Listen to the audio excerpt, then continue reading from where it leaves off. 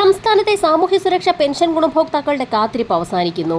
ഇന്ദിരാഗാന്ധി ദേശീയ വാർദ്ധക്യകാല പെൻഷനുകൾ, വിധവാ പെൻഷനുകൾ, ഭിന്നശേഷി പെൻഷനുകൾ, കർഷക തൊഴിലാളി പെൻഷനുകൾ, സർക്കാർ സഹായത്തോടുകൂടി പെൻഷൻ തുക വിതരണം ചെയ്യുന്ന വിവിധ ക്ഷേമനിധി ബോർഡുകൾ വഴി പെൻഷൻ തുക സ്വീകരിക്കുന്ന ഗുണഭോക്താക്കൾ, സാമൂഹ്യ സുരക്ഷാ പെൻഷൻ സ്കീമിൽ ഉൾപ്പെടുന്ന 7 ലക്ഷത്തോളം വരുന്ന കേന്ദ്രവിഹിതം കൂടി ചേർത്ത് പെൻഷൻ തുക സ്വീകരിക്കുന്ന ഗുണഭോക്താക്കൾ എന്നിവർക്ക് മുടങ്ങിക്കിടക്കുന്ന കുടിശ്ശിക ഉൾപ്പെടെ സെപ്റ്റംബർ മാസം മുതലുള്ള ആനുകൂല്യ വിതരണം ആരംഭിക്കുന്ന സാഹചര്യത്തിലാണ് സന്തോഷ വാർത്ത എത്തിയിരിക്കുന്നത്. ഈ മാസത്തെ മസ്റ്ററിംഗ് ഉൾപ്പെടെയുള്ള നടപടികൾ അവസാനിക്കുന്ന സാഹചര്യത്തിൽ പെൻഷൻ വിതരണ നടപടികൾക്കായി സേവനയുടെ സൈറ്റ് ഇന്ന് വൈകുന്നേരത്തോടുകൂടി ക്ലോസ് ചെയ്യും.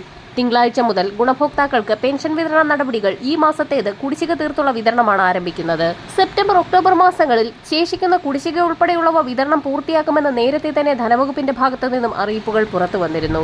വരുന്ന ആഴ്ച മുതൽ ഗുണഭോക്താക്കൾക്ക് ആദ്യഘട്ടമെന്നോണം 1600 രൂപ വീതം അക്കൗണ്ടുകളിലേക്കും കൈകളിലേക്കും എത്തിച്ചേരും.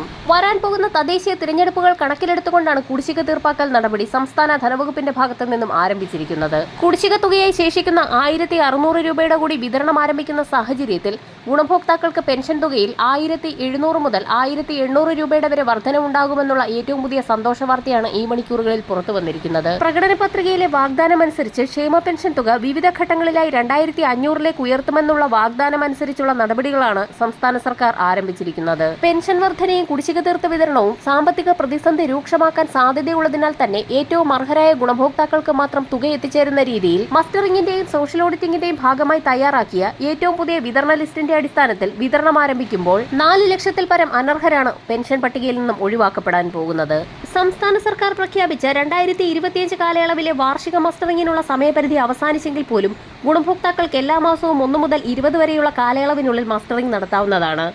ഇത്തരത്തിൽ മസ്റ്ററിംഗ് നടത്തുന്ന ആളുകൾക്ക് മസ്റ്ററിംഗ് നടത്താത്ത കാലയളവിലെ പെൻഷൻ തുകയ്ക്ക് അർഹതയുണ്ടായിരിക്കുന്നതല്ല. ഈ സാഹചര്യത്തിലാണ് ഏറ്റവും പുതിയ തീയതി അറിയിപ്പുകൾ കൂടി പുറത്തു വന്നിരിക്കുന്നത്.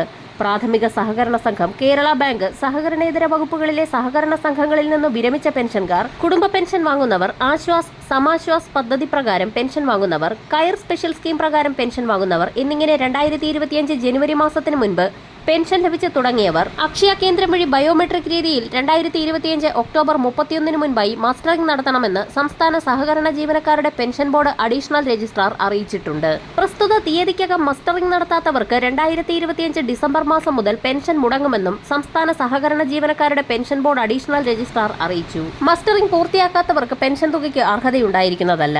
വരും ദിവസങ്ങളിലെ സർക്കാർ അറിയിപ്പുകൾക്കായി ചാനൽ സബ്സ്ക്രൈബ് ചെയ്യാൻ മറക്കാതിരിക്കുക.